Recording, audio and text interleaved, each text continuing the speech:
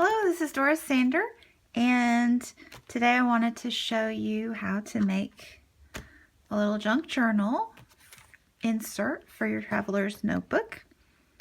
And it's Saturday, and the lighting is almost okay, even though it's fall. So yay! During the day on Saturday is a good thing. So anyway, this is the first junk journal that I made. And I wanted to show you a quick flip through of it. A junk journal is made with junk. Not really. It's made with recycled paper products. So for mine, this cover, you can see it's glossy. It's a calendar, an Ansel Adams calendar that I had from the year before. So I repurposed that, and then some really nice vellum paper that I got from the drafting teacher at my high school. So I love that. And then some scrapbook paper that I liked and thought would be great in the journal. And now we come to some of the books that I pulled out. This was, I'll show you in a minute all my books, but to give you an idea of what to look for to make your pages cohesive, like with this one, I liked the yellows and the fact that they were both geometric prints. I thought that looked nice together. Oh, and here's a page that's done. I've actually scrapbooked this one. And this one, I really like the contrast between these bright geometrics and this black and white nature photo. I thought that was neat. And here we have a couple of floral photos from another nature book. And you can see this one is a little smaller, and I'll explain that in a minute too. But a lot of people like to make their junk journal pages varying sizes, so that's another thing to think about. I mostly made mine all the same size in this one, but this one had to be smaller just because of the size of the book. And then this one, I used some Dear Lizzie, a journal that had thin papers. Thought that made a nice page. More scrapbook paper, and this is actually an index from a quotation book, I think. So just a quick flip through the different pages. I liked the circle motifs on both of these. I thought those went cool together. And then I liked all of the square images here and here. I thought that was neat. And then this one I chose for the center because I liked the clowns to be across the whole page like that. So that's an idea of just, how you can put together a junk journal. And I just actually machine stitched the spine, and I'll show you how I did that too. But you can also staple them. If you don't machine stitch, you can staple them quite easily. So that is my first junk journal. I just put a label sticker on the front. And these are a few of the books that I used. They don't fit entirely into the screen because they're big. And you need them big if you want full-size traveler's notebook pages. I measured this one against a Midori insert that I had, so I just spread it all the way open and cut it to size. So you want to take an insert with you when you go shopping for books, and I like to go to Goodwill, places like that. You don't want to spend a lot, just $1 on a book really, if you're going to be cutting it up. So just take a Midori insert and try to get books that are more or less as big. Like I said, the pages can be smaller, but you want most of them to be full size.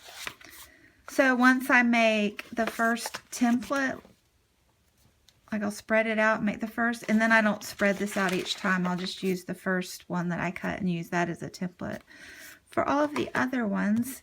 So anyway, this was an old teacher plan book that I had in my stash. You saw some of those pages. And this was a puzzle book that I actually had in my stash from years ago, and you can see the pages are super fun. So I'll enjoy using this one a lot. So I already had that one in my stash, and also the Ansel Adams calendar I had in my stash already. So that was fun. And then these are a couple of old Reader's Digest Atlas books that I had found at high school, I think it was. It might have been the elementary. I don't know. But these are great. I love maps and text pages in my books. So those are nice, and you can see how huge they are. I can definitely almost get two actually from a page. So those worked well. Now this one I found at the elementary. A lot of times if you watch your libraries, sometimes they'll have book sales and you can get books for cheap too. This is just quotes, and this was one of the short pages in the book because you can see it doesn't even fit at all that way. This way it's long enough but a little bit short, so my pages were oriented differently for that one. This is just an exploring. I don't think I used this one. The pages are too thick. I didn't use that one for I just kept it for like ephemera. This one I used, a world geography book. That was cute. Love maps, love maps, love maps. This is a good one. You want to look for encyclopedias. Encyclopedias would be great for this. And I don't have a full set yet, but I want one, because that would be awesome, just to make one strictly out of encyclopedias. I loved this one too. This one was kind of older and it had really nice book plate prints. And I don't have any old children's picture books, but those would be nice too if you could find bigger ones. So those are some ideas of what you can make junk journals out of, old books. Now for my Christmas setup, I wanted to have, I needed another insert. I had already gotten my planner and my December insert, but I wanted one more and I didn't have one, so I decided to make my own. So this one is going to be out of a paper bag. So a paper bag junk journal. And I will show you how I did that. Let me go ahead and adhere this while I'm thinking about it so it won't get lost. So this is from my Cocoa Daisy December planner kit. It was the add-on this month. So I'm just going to use that for my cover decoration. And I thought a label sticker would be nice at the bottom, and I can just write December on it.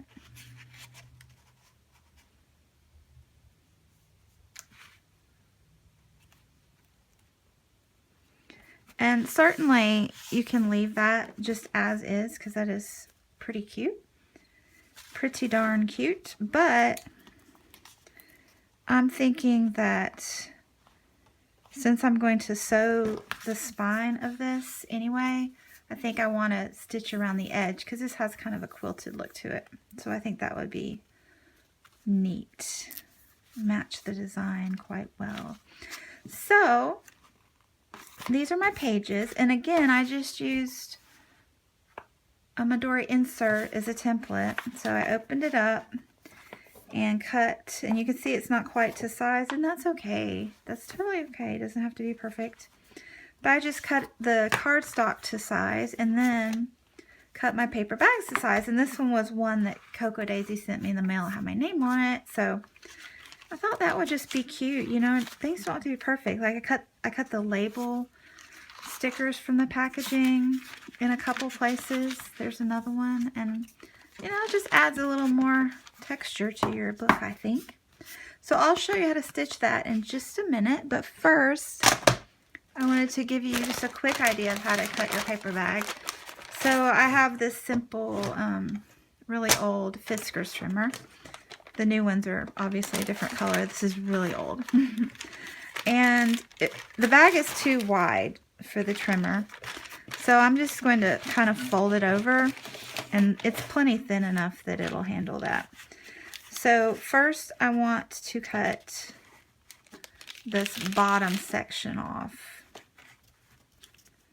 So, and try to keep it aligned at the edge and aligned down at the bottom. And then, yep, came right off. So then I want to make it long enough, obviously. So I'm going to use my insert and pull it through to where I can see that it's kind of on the same cut line here. You see that? And again, I want to make sure it's aligned at the end. And I'm just going to cut it here. And actually, while you're doing this one, you can just go ahead and do another. So I'll just use this to measure by. Pull it through again. And let's see, about there is the cut line. Try to line it up so they don't get too crooked. And trim it. So then I've got it tall enough, and now I need to cut the width. So I'm just going to trim the edge real quick here so that it opens up, and use my insert one more time to measure the width and push it down so you get it wide enough. So about there. So there you go. Fold it in half, and I like to make a nice tight crease because it makes your spine lay flatter if you fold them as you go and not try to fold them all together at once. So this little piece you just cut has 1, 2, 3, 4, 5, 6, 7, 8.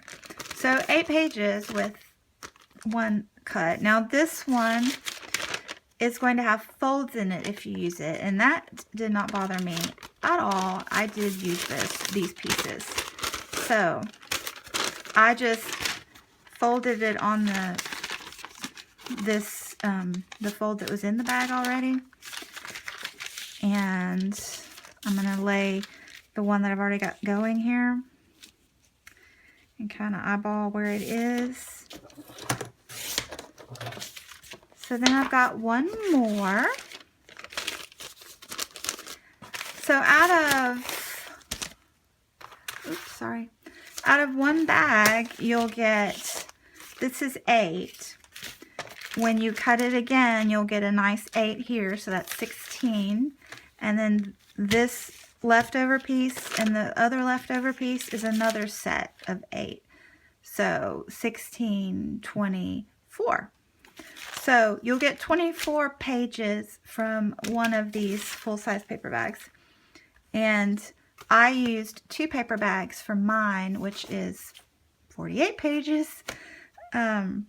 Typically, when I'm making my own inserts, I like to stay close to 32, 34 pages, which is an average of 1 page a month if I'm making a monthly insert. But I decided, you know, Christmas, there's just a lot going on typically, so it would be good to have a few extra pages so I wouldn't be limited.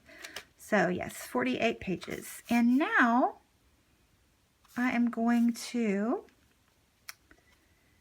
get my son, my 12-year-old, and see if he can video me sewing the spine for you. So we'll see how that goes. Go. Okay, so I have my cover glued on, and I want to do a little bit of machine stitching around it now because I think this looked kind of quilty, and I thought that would go with the theme there. And also I had to have my machine out to stitch the spine anyway. So I will show you how I do that real quick. line it up on the edge and go through it.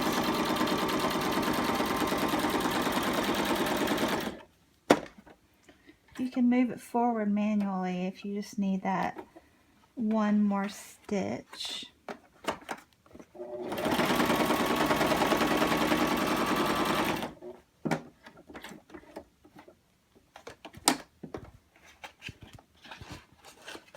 Curl your paper there.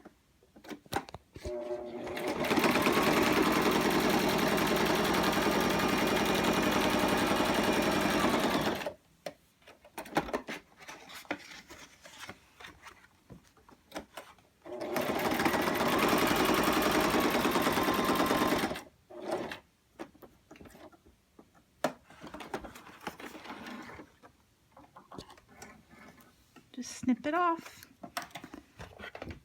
So there's my cover, and now I like to leave my threads dangling. I like the look, but if you do not, you can just pull at them from behind and pull them through and then snip them short, and you could put a sticker or cover this whole thing with a piece of pattern paper or whatever you like, but I kind of like the slightly unfinished look, so I do leave them dangling.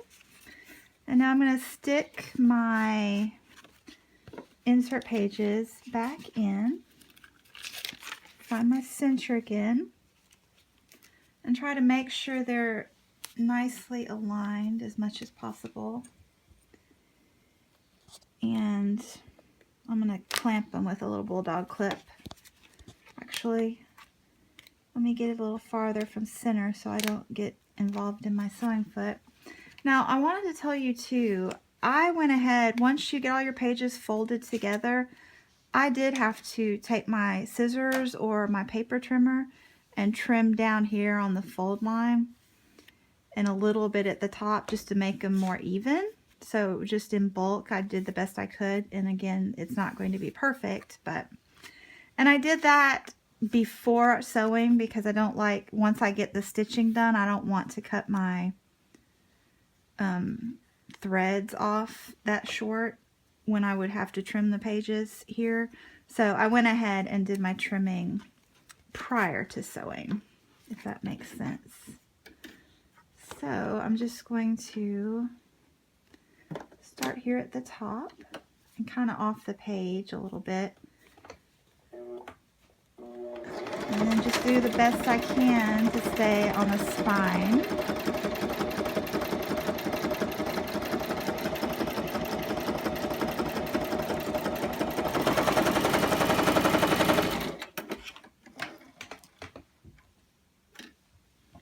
Trim it off. And that is it. My phone just dropped. Oops. My videographer is 12. So, there you go. A brand new Christmas insert ready to go. Or for whatever holiday you choose. Thanks for watching. Bye. Bye.